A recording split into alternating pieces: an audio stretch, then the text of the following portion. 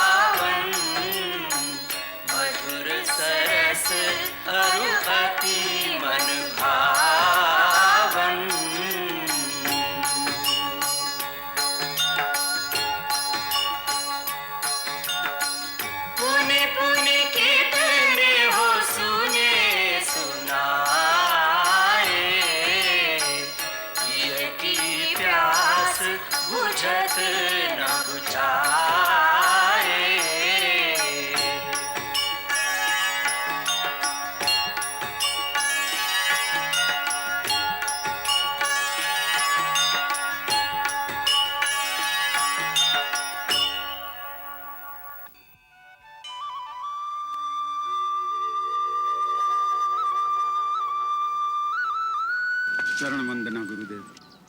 कल्याण हो विधेयराज, आपका आगमन शुभ है। चिरंजीव हो।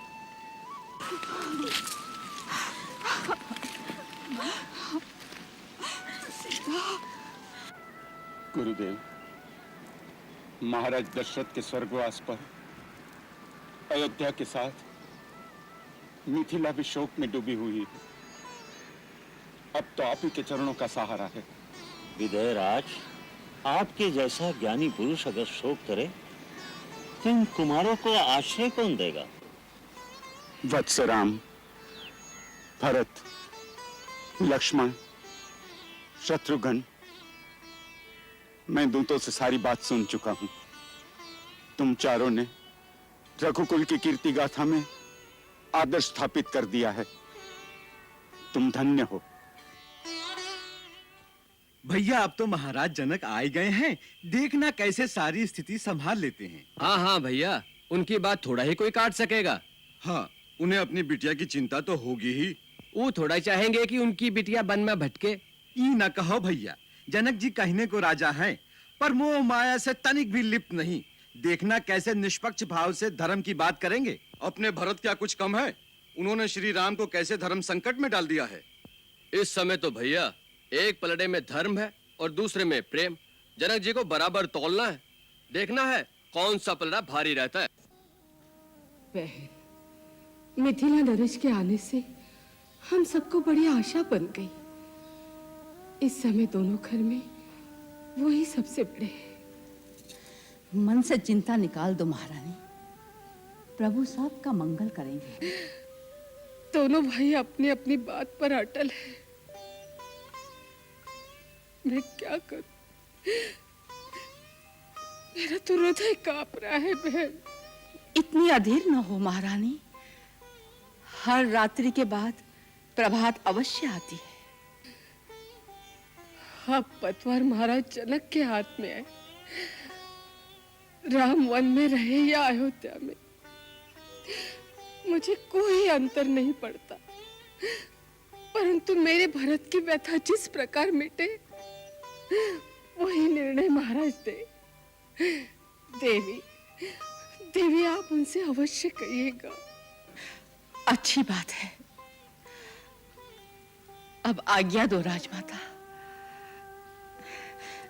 यदि थोड़े समय के लिए सीता को साथ भेज देती तो आपका बड़ा अनुग्रह होता। उसके पिता ने तो उसे अच्छी तरह देखा भी नहीं। अवश्य ले जाइए देवी, अवश्य। सीता जी, माँ के साथ जा बेटी। धन्यवाद। सुखी।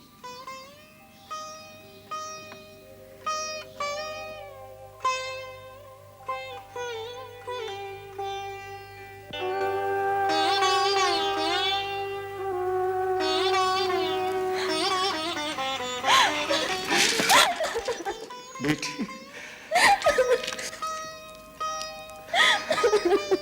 पुत्री, सीता,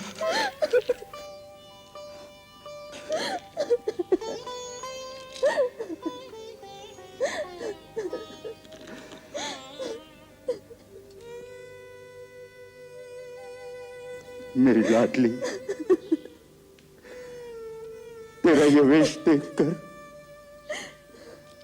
हृदय में करुणा का ज्वार उमड़ रहा है। परंतु पुत्री, मुझे अपार गर्व भी है कि तुमने नारी धर्म का कीर्ति स्तंभ स्थापित कर दिया। पिताजी, मैंने तो वही किया है जो आपने माता जी ने सिखाया है। आओ बेटी,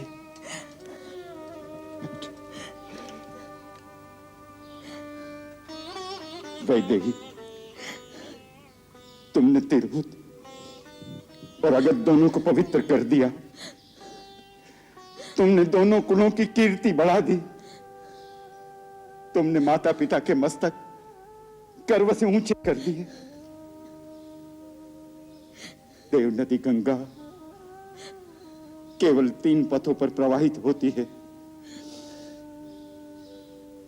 परंतु तेरे चरित्र की निर्मल कीर्ति से समस्त आर्यावत पावन तीर्थ स्थल हो जाएगा।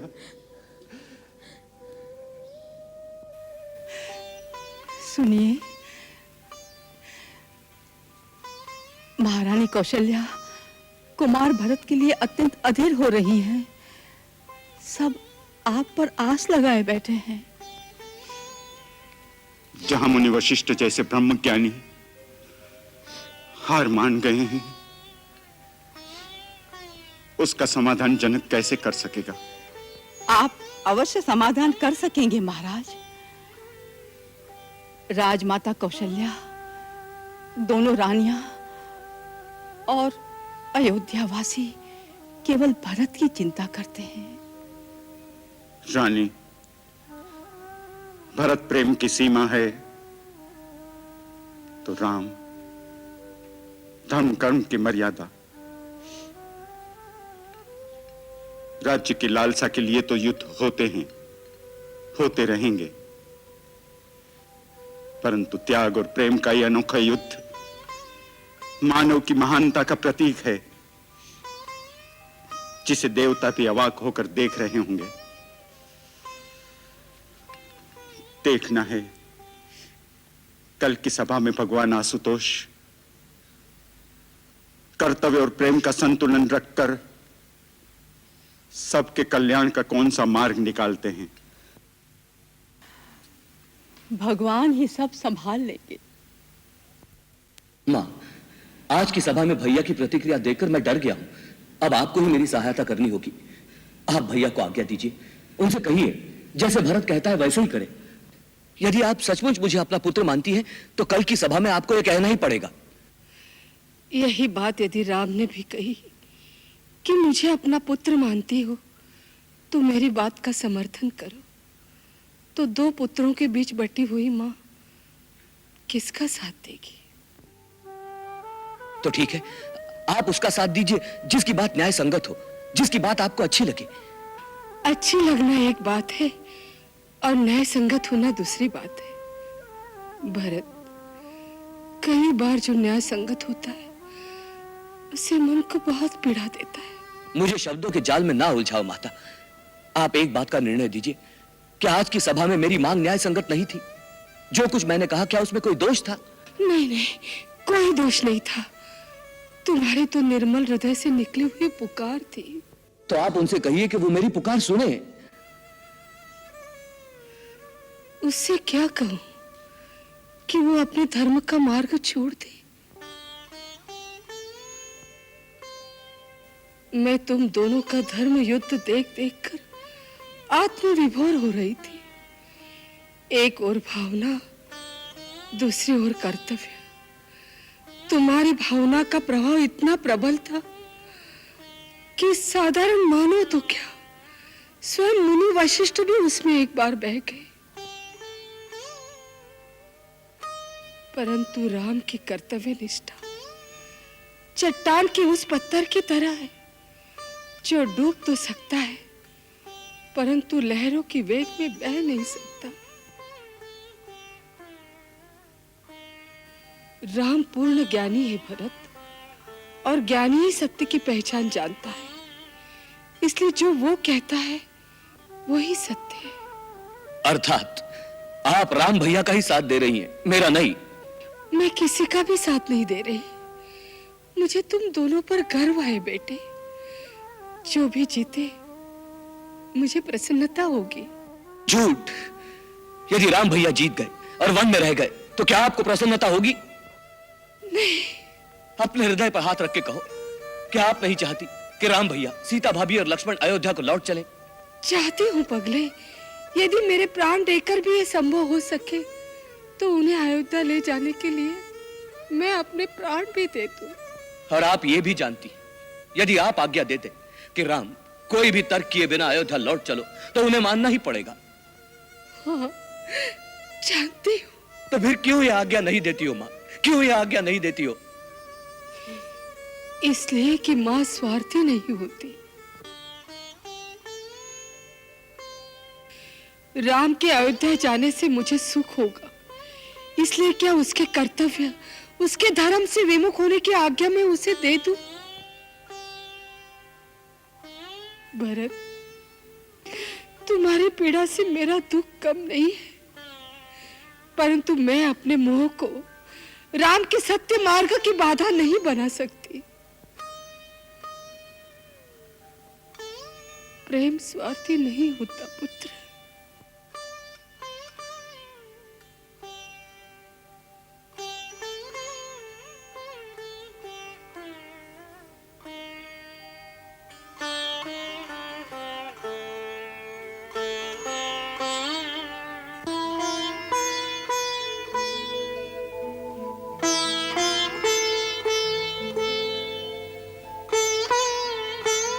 माँ,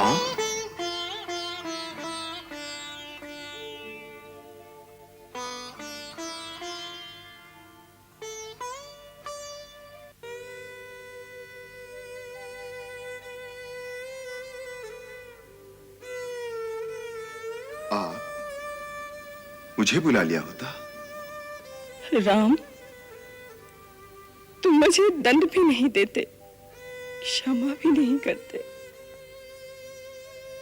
मैं तो आपको दोषी ही नहीं मानता। तो क्या मानते हो? अपनी माँ।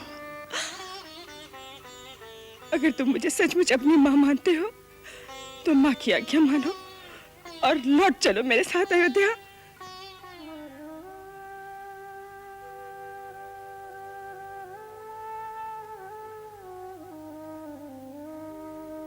मैया अपने पुत्र से अपनी ममता का मोल मांगने आई हैं?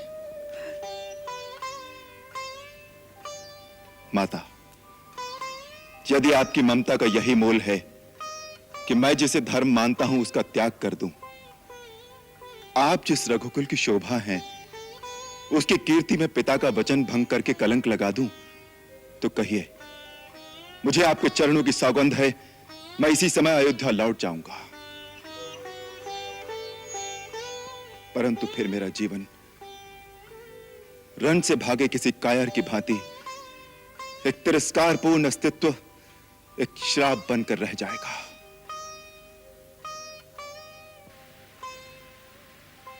फिर भी यदि आपकी यही आज्ञा हो तो कहिए।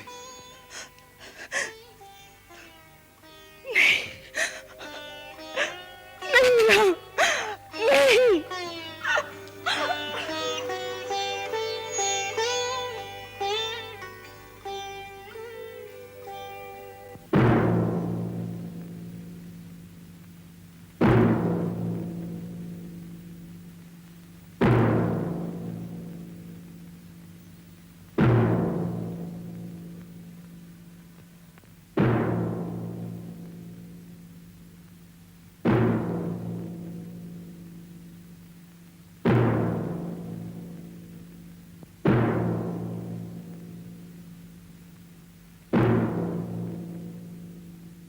महाराज जनक, जैसा आपको विदित हो चुका है, अयोध्या का राज परिवार इस समय एक धर्म संकट में फंस गया है। ऐसे समय में आपका आगमन सर्वतः मंगल सूचक है। इससे हम सबको धैर्य बन गया है कि आप अपने ज्ञान और विवेक से हमारा मार्गदर्शन करेंगे। एक ओर राम की मर्यादा है और दूसरी ओर भरत का प्रेम। इन दोनों में जीत किसकी हो? आप इस समय दोनों परिवारों में सबसे श्रेष्ठ हैं।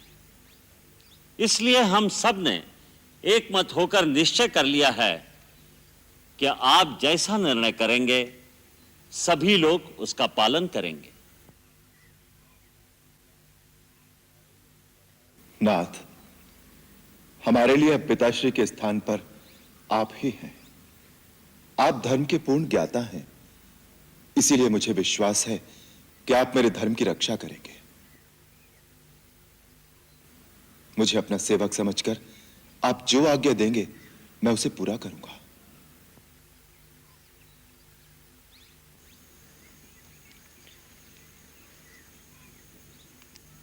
हे धर्मपिता, अब मैं आपके भरोसे पर हूं। आप एक पिता की भांति मुझे अधर्म से बचाएंगे। आप एक राजा भी हैं और एक ऋषि भी, इसीलिए निष्पक्ष भाव से आप मेरे हृदय के प्रेम को जानकर मेरा न्याय करेंगे। मैंने श्रीराम भैया के राज्याभिषेक की पूरी सामग्री आपके सामने रख दी है। यदि न्याय मेरे पक्ष में है तो इसी समय सबके सामने श्री राम भैया का राज्याभिषेक किया जाए। यही अपेक्षा लेकर मैं अपने आप को आपकी आज्ञा के अधीन करता हूं।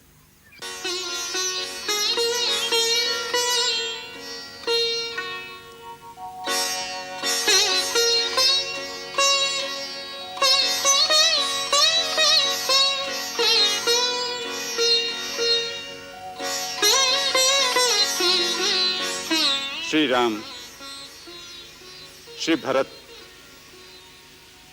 तुम दोनों में महान कौन है इसका निर्णय तो स्वयं ब्रह्मा भी नहीं कर सकते।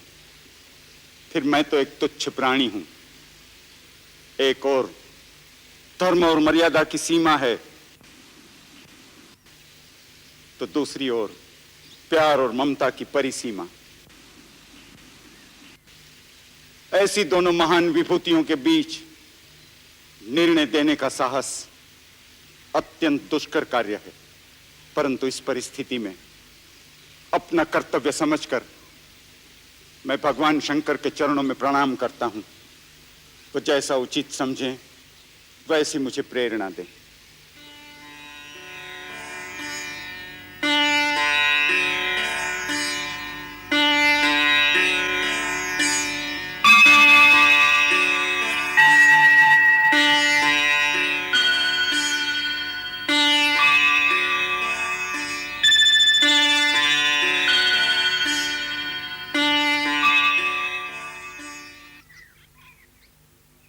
हे राम, अपने धर्म पर तुम्हारी दृढ़ता देखकर इस समय देवता भी तुम्हारी वंदना कर रहे हैं। धर्म ही सबसे बड़ी शक्ति है जिसके सहारे ये धरती स्थिर है। शास्त्रों के अनुसार तीनों लोक में धर्म से बड़ा कुछ भी नहीं, जिससे हम सब बंधे हुए हैं। परंतु प्रेम ही एक ऐसी दिव्य निधि है जिस पर किसी धन का बंधन नहीं। प्रेम, निश्चल निस्वार्थ प्रेम सब धर्मों के ऊपर है। वही प्रेम अपनी पराकाष्ठा में जब अनन्य भक्ति का रूप धारण कर लेता है तो स्वयं भगवान भी विधाता के बनाए हुए कर्म के सारे विधान, सृष्टि के सारे नियम तोड़कर भक्त के आगे हाथ बांधकर खड़े रह जाते हैं और वो अपने भक्त की आन रखने पर विवश हो जाते हैं। इसलिए इस समय भरत का पल्ला भारी है।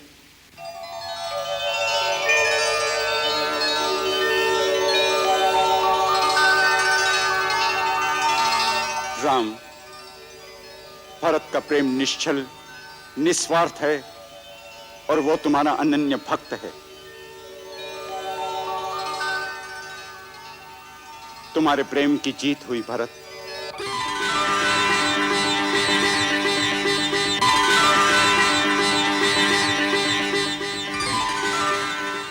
परंतु याद रखना, प्रेम का भी एक विधान है, उसके भी कुछ नियम है। प्रेम की असली शक्ति उसके निस्वार्थ होने में है, और जब प्रेम निस्वार्थ होता है तब वो कुछ नहीं मांगता।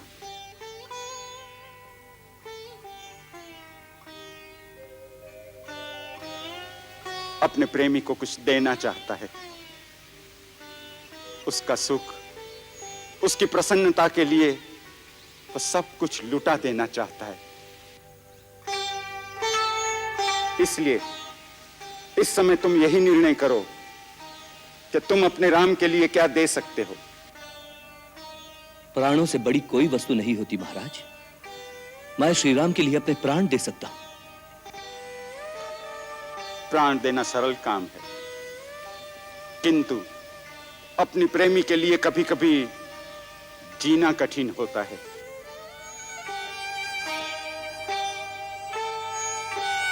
यदि तुम सच्चे भक्त हो तो श्री राम के चरणों में बैठकर उन्हीं से पूछो कि उनकी प्रसन्नता किस में है, और वो जो कहें वही कार्य प्रेम की पूजा समझकर करो।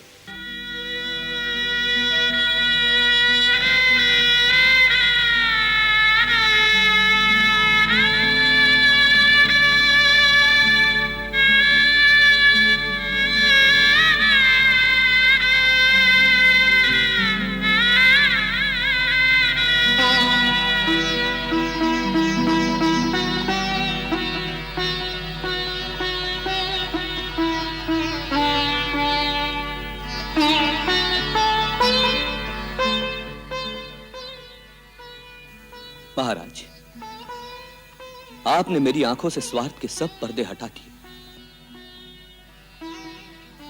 अब तक मैं केवल अपने कर्तव्य, अपनी कीर्ति की बात सोचता था और उसे प्रेम समझता था। फिर भी आपने मुझे जिताकर मुझे भक्ति का दान दिया है। मैं जन्म जन्मांतर तक आपके इस उपकार का ऋणी रहूंगा।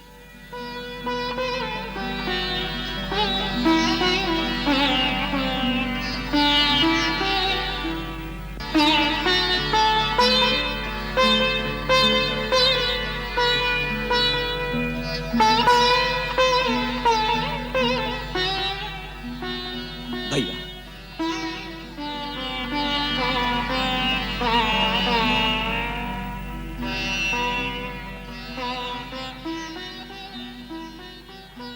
भैया आज्ञा दो, मुझे क्या करना है?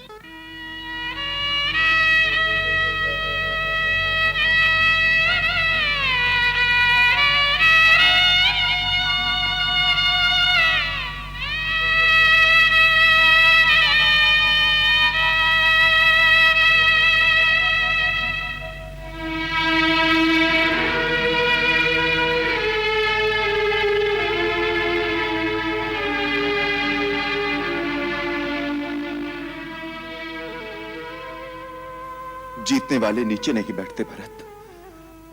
मेरे भाई, आज राम तुम्हारे प्रेम के सामने हार गया। जो राज्य तुम मुझे देने आए हो, मैं उसे स्वीकार करता हूं।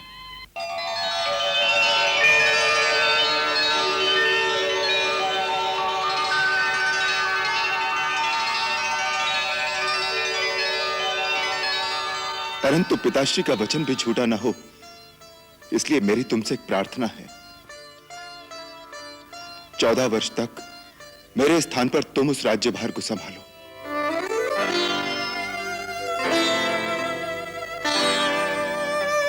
परंतु भैया, मैं तो अबोध बालक हूं, मुझसे राज का शासन नहीं किया जाएगा। गुरुदेव, आर्य सुमंत्र और अन्य मंत्रीगण उसमें तुम्हारी सहायता करेंगे। गुरुदेव की आज्ञा से सारे कार्य करोगे तो कठिनाई नहीं होगी। सारे कार्य सुगमता से होते रहेंगे और 14 वर्ष बाद आकर मैं अपना राज्य तुमसे ले लूंगा।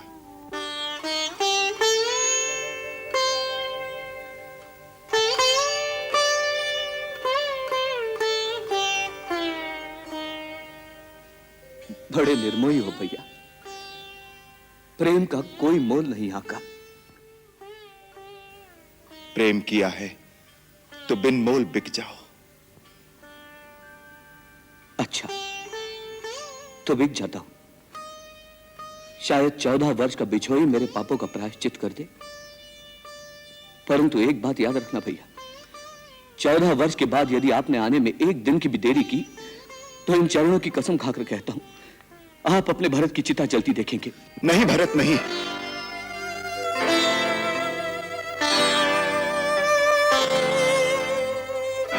भैया, मैं तुझे वचन देता हूं, मेरे आने में एक दिन की भी देरी नहीं होगी। भैया, कुछ मांगू तो दोगे? पगले, तू मेरे प्राण मांग ले तो इसी क्षण दे दूंगा। बोल, क्या चाहिए तुझे? मुझे अपनी चरण पादुका दे दो। चरण पादुका? हाँ भैया, आपका राज्य तो आपके इस सेवक के पास आपकी धरोहर के रूप में होगा। जब आप नहीं होंगे तो सिंहासन पर कौन बैठेगा? मैं आपकी पादुकाओं को आपका राज चिन्ह बनाकर सिंहासन पर रख दूंगा और नित्य प्रति उनका आशीर्वाद लेकर ही आपका राज कार्य करूंगा।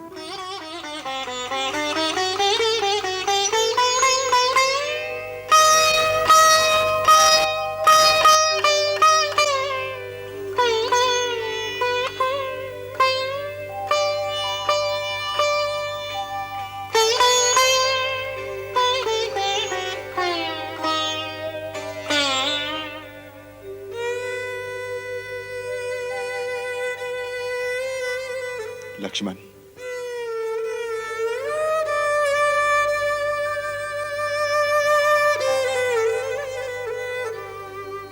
महात्मा भरत, तुम धन्य धन्य हो। तुम्हारी सदा जय हो।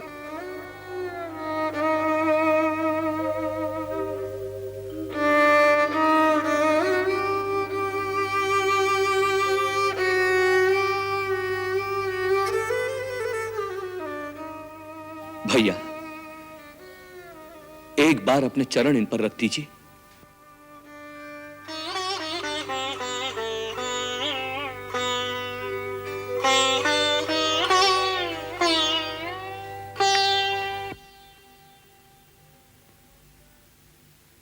प्रभु कर कृपा पावरी दीनी, सादर भरत शीश धरी लीनी।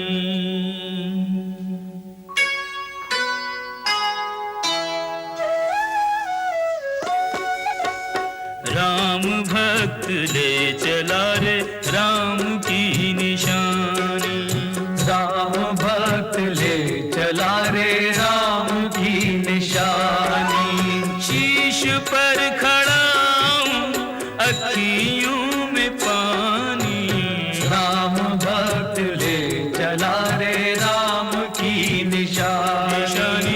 राम भक्त ले चला रे राम की निशानी।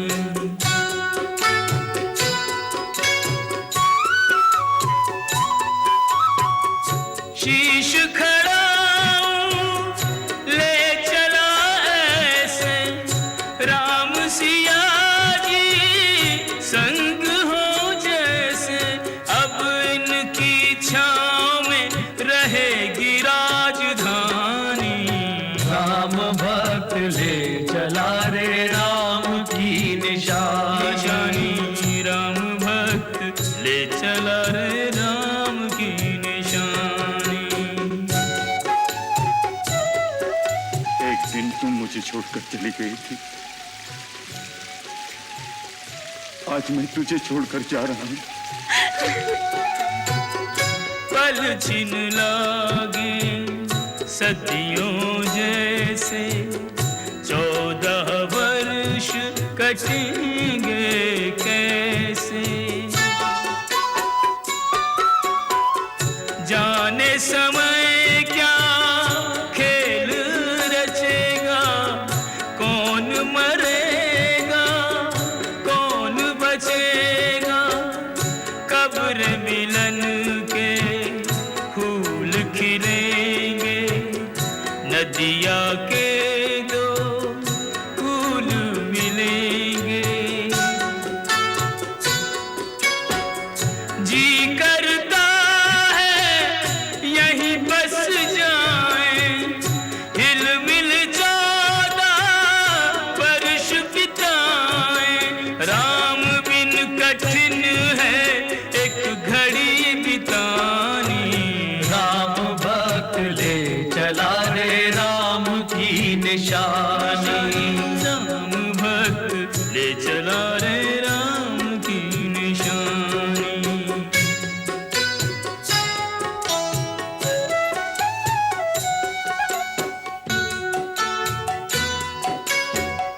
तन मन वचन उमगी अनुरागा, धीर धुरंधर धीरज त्यागा। भावना में बह चले धीर वीर ज्ञानी। राम भक्त ले चला रे राम की निशानी। राम भक्त ले चला रे राम की निशानी। शीश पर खड़ा हूं, अखियों में पानी। राम भक्त ले चला रे राम की निशानी।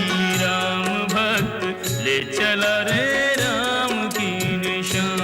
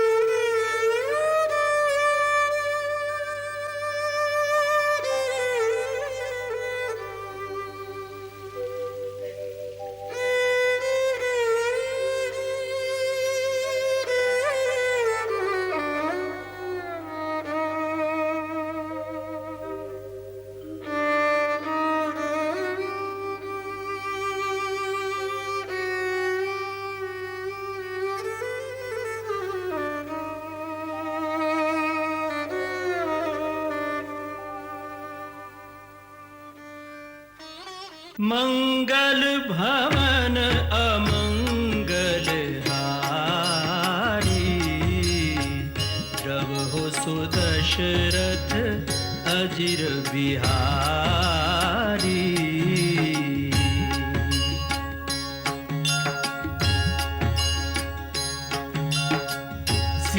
सीताराम चरित अति पावन, मधुर सरस अरु अति मन भावन।